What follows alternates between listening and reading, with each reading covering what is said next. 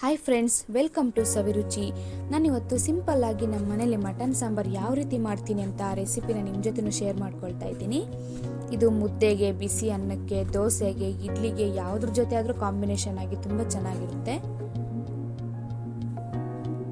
ನಾನಿವತ್ತು Sunday special ಅಂತ ದೋಸೆ ಮಾಡಿ ಮಟನ್ ಸಾಂಬಾರನ್ನ ಮಾಡಿದ್ದೆ. ತುಂಬ ಚೆನ್ನಾಗಿತ್ತು. ನೀವು ಒಂದ್ಸರಿ ಈ ಸಾಂಬಾರನ್ನ ಟ್ರೈ ಮಾಡಿ ನೋಡಿ, ನಿಮಗೂ ಇಷ್ಟ ಆಗುತ್ತೆ, ನಿಮ್ಮ ಫ್ಯಾಮಿಲಿ ಮೆಂಬರ್ಸ್ಗೂ ಇಷ್ಟ ಆಗುತ್ತೆ. ಬನ್ನಿ ಸಾಂಬಾರು ಯಾವ ರೀತಿ ಮಾಡೋದು ಅಂತ ನಾನು ನಿಮ್ಗೆ ಹೇಳ್ಕೊಡ್ತೀನಿ. ನಾನಿಲ್ಲಿ ಸಾಂಬಾರು ಮಾಡೋದಕ್ಕೆ ಮಸಾಲೆಗೋಸ್ಕರ ಒಂದು ಬಾಣಲಿಯಲ್ಲಿ 1 ಟೇಬಲ್ ಸ್ಪೂನ್ ಆಗೋಷ್ಟು ಆಯಿಲ್ನ ಸೇರಿಸ್ಕೊಳ್ತಾ ಇದ್ದೀನಿ. ಇದಕ್ಕೆ 1 ಗಡ್ಡೆ ಈರುಳ್ಳಿನ ಕಟ್ ಮಾಡಿ ಸೇರಿಸ್ಕೊಳ್ಬೇಕು. ಎಣ್ಣೆಲಿ ಫ್ರೈ ಮಾಡೋದ್ರಿಂದ ಸಾಂಬಾರು ಟೇಸ್ಟ್ ತುಂಬ ಚೆನ್ನಾಗಿರುತ್ತೆ. ಹಾಗೆ ಇಲ್ಲಿ ನಾನು 2 ಗಡ್ಡೆ ಬೆಳ್ಳುಳ್ಳಿ ಮತ್ತು 1 ಇಂಚು ಶುಂಠಿನ ಕಟ್ ಮಾಡಿ ಸೇರಿಸ್ಕೊಳ್ತಾ ಇದ್ದೀನಿ. ನಿಮಗೆ ಖಾರಕ್ಕೆ ಎಷ್ಟು ಬೇಕೋ ಅಷ್ಟು ಒಣಮೆಣಸಿನ್ಕಾಯಿನ ಸೇರಿಸ್ಕೊಳ್ಳಿ. ನಾನಿಲ್ಲಿ ಒಂದು 10 ಒಣಮೆಣಸಿನ್ಕಾಯಿನ ಸೇರಿಸ್ಕೊಂಡಿದ್ದೀನಿ. ಇದನ್ನು 1 ನಿಮಿಷ ಈ ಥರ ಫ್ರೈ ಮಾಡ್ಕೊಳ್ಬೇಕಾಗುತ್ತೆ ಮೀಡಿಯಂ ಫ್ಲೇಮಲ್ಲೇ. ಇಲ್ಲಿ ನಾನು ಚಕ್ಕೆ, ಲವಂಗ, ಮೊಗ್ಗು, ಸೋಂಪು ಮತ್ತು ಪಲಾವ್ ಎಲೆನ ಸೇರಿಸ್ಕೊಳ್ತಾ ಇದ್ದೀನಿ. ಗರಂ ಮಸಾಲ ಇದನ್ನು ಅಷ್ಟೇ ಎಣ್ಣೆಲಿ ಸ್ವಲ್ಪ ಫ್ರೈ ಮಾಡ್ಕೊಳ್ಬೇಕು. ನಾನಿಲ್ಲಿ ಚಿಕ್ಕ ಸೈಜ್ 2 ಟೊಮೆಟೊನ ಸೇರಿಸ್ಕೊಳ್ತಾ ಇದ್ದೀನಿ. ದೊಡ್ಡ ಸೈಜ್ ಆದರೆ 1 ಟೊಮೆಟೊ ಸಾಕು. ಈ ಟೊಮೆಟೊ ಸಾಫ್ಟ್ ಆಗೋವರೆಗೂ ಫ್ರೈ ಮಾಡ್ಕೊಳ್ಬೇಕು. ನೀವು ಈ ಥರ ಫ್ರೈ ಮಾಡಿ ಸಾಂಬಾರು ಮಾಡಿ ನೋಡಿ, ಅದ್ರ ಟೇಸ್ಟೇ ಬೇರೆ. ಮತ್ತು ಇದನ್ನ ಹಾಗೆ ರುಬ್ಬಿ ಮಾಡಿದ್ರು ಅದ್ರ ಟೇಸ್ಟೇ ಬೇರೆ. ಈ ಥರ ಮಾಡೋದ್ರಿಂದ ತುಂಬ ಚೆನ್ನಾಗಿರುತ್ತೆ. ಒಂದ್ಸರಿ ಟ್ರೈ ಮಾಡಿ ನೋಡಿ. ಇಲ್ಲಿ ನಾನು ಒಂದು ಸ್ವಲ್ಪ ಕೊತ್ತಂಬರಿ ಸೊಪ್ಪು ಮತ್ತು ಸ್ವಲ್ಪ ಪುದೀನ ಸೊಪ್ಪನ್ನ ಕಟ್ ಮಾಡಿ ಸೇರಿಸ್ಕೊಳ್ತಾ ಇದ್ದೀನಿ. ಹಾಗೆ ಇಲ್ಲಿ ನಾನು ಧನಿಯಾ ಪೌಡರ್ನ 1-2 ಟೇಬಲ್ ಸ್ಪೂನ್ ಆಗೋಷ್ಟು ಸೇರಿಸ್ಕೊಳ್ತಾ ಇದ್ದೀನಿ.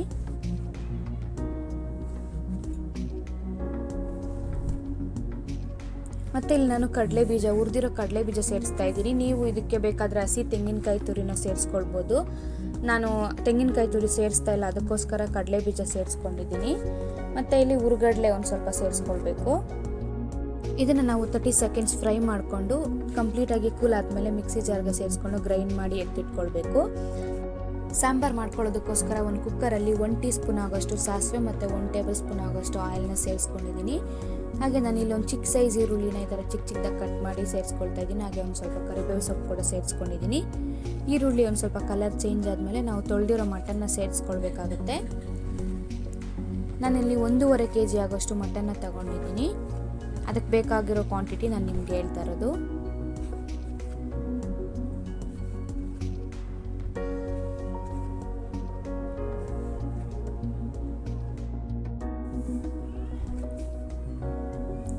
ಇಲ್ಲಿ ನಾನು 1 ಟೀ ಸ್ಪೂನ್ ಆಗೋಷ್ಟು ಅರಿಶಿನ ಪುಡಿನ ಸೇರಿಸ್ಕೊಳ್ತಾ ಇದ್ದೀನಿ. ಹಾಗೆ ರುಚಿಗೆ ತಕ್ಕಷ್ಟು ಉಪ್ಪನ್ನ ಸೇರಿಸ್ಕೊಂಡು ಇದನ್ನು ಮಿಕ್ಸ್ ಮಾಡ್ಕೊಳ್ಬೇಕು. ಇದಕ್ಕೆ ನಾವು ನೀರೇನು ಸೇರಿಸ್ಕೊಳ್ಬಾರ್ದು. ಹಾಗೇನೆ ನಾನು ಇದನ್ನು 2 ವಿಷಲ್ ತಗೊಳ್ತೀನಿ. ಈ ಥರ ಮಾಡೋದ್ರಿಂದ ಮಟನ್ ಫ್ಲೇವರ್ ತುಂಬ ಚೆನ್ನಾಗಿರುತ್ತೆ. ನೋಡಿ, ಇಲ್ಲಿ 2 ವಿಷಲ್ ಆದಮೇಲೆ ನಾನು ನಿಮಗೆ ತೋರಿಸ್ತಾ ಇದ್ದೀನಿ. ಇವಾಗ ನಾನು ಇದಕ್ಕೆ 2 ಆಲೂಗಡ್ಡೆನ ಕಟ್ ಮಾಡಿ ಸೇರಿಸ್ಕೊಂಡಿದ್ದೀನಿ. ಇದು ಆಪ್ಷನಲ್, ನಿಮ್ಗೆ ಇಷ್ಟ ಇದ್ರೆ ಮಾತ್ರ ಸೇರಿಸ್ಕೊಳ್ಳಿ. ಹಾಗೆ ನಾವು ರುಬ್ಬಿ ಎತ್ತಿಟ್ಕೊಂಡಿದ್ವಲ್ಲ ಮಸಾಲೆ, ಅದನ್ನು ಸೇರಿಸ್ಕೊಂಡು ಸಾಂಬಾರು ಕನ್ಸಿಸ್ಟೆನ್ಸಿ ನೋಡಿಕೊಂಡು ನೀವು ನೀರನ್ನ ಸೇರಿಸ್ಕೊಂಡು ಅಡ್ಜಸ್ಟ್ ಮಾಡ್ಕೊಳ್ಬೇಕಾಗತ್ತೆ. ಇವಾಗ ಅವರೆಕಾಯಿ ಸೀಸನ್ ಆಗಿರೋದ್ರಿಂದ ನಾನು ಇದಕ್ಕಿದ್ದ ಬೇಳೆನ ಸೇರಿಸ್ಕೊಂಡಿದ್ದೀನಿ. ಆ ವಿಡಿಯೋ ಸ್ಕಿಪ್ ಆಗಿದೆ. ನೀವು ಇದಕ್ಕಿದ್ದ ಬೇಳೆ ಮತ್ತು ಆಲೂಗಡ್ಡೆ ನಿಮ್ಗೆ ಇಷ್ಟ ಇದ್ರೆ ಸೇರಿಸ್ಕೊಳ್ಬೋದು, ಇಲ್ಲಾಂದರೆ ಕಂಪ್ಲೀಟ್ಲಿ ಆಪ್ಷನಲ್ಲು, ನಿಮ್ಗೆ ಬೇಡ ಅಂದರೆ ಸ್ಕಿಪ್ ಮಾಡ್ಬೋದು. ನೋಡಿ, ಸಾಂಬಾರು ಕನ್ಸಿಸ್ಟೆನ್ಸಿ ಕರೆಕ್ಟಾಗಿದೆ. ಇದನ್ನು ನಾನು 1 ವಿಷಲ್ ತಗೊಳ್ತೀನಿ ಅಷ್ಟೇ, ಯಾಕಂದರೆ ಆಲ್ರೆಡಿ ನಮಗೆ ಮಟನ್ ಒಂದು 50% ಬೆಂದಿದೆ. ಆ ಮಸಾಲೆ ಜೊತೆ ಆಲೂಗಡ್ಡೆ ಅದೆಲ್ಲ ಕರೆಕ್ಟಾಗಿ ಮಿಕ್ಸ್ ಆಗಲಿ ಅನ್ನೋದಕ್ಕೋಸ್ಕರ ನಾನು 1 ವಿಷಲ್ ತಗೊಳ್ತಾ ಇದ್ದೀನಿ ಅಷ್ಟೇ. ನೋಡಿ, ಸಾಂಬಾರು ರೆಡಿ ಆಗಿದೆ. ಇದನ್ನು ನೀವು ಬಿಸಿ ಮುದ್ದೆ ಜೊತೆ, ಅನ್ನದ ಜೊತೆ, ದೋಸೆ, ಇಡ್ಲಿ ಯಾವ ಜೊತೆ ಬೇಕಾದರೂ ಸರ್ವ್ ಮಾಡ್ಬೋದು. ತುಂಬ ಚೆನ್ನಾಗಿರುತ್ತೆ. ಒಂದ್ಸರಿ ಟ್ರೈ ಮಾಡಿ ನೋಡಿ. ನಿಮಗೆಲ್ಲರಿಗೂ ಈ ರೆಸಿಪಿ ಇಷ್ಟ ಆಗಿದ್ದರೆ ನನ್ನ ವಿಡಿಯೋನ ಲೈಕ್ ಮಾಡಿ, ಶೇರ್ ಮಾಡಿ ಮತ್ತು ನನ್ನ ಚಾನಲ್ನ ಸಬ್ಸ್ಕ್ರೈಬ್ ಮಾಡ್ಕೊಳ್ಳಿ. Thanks for watching.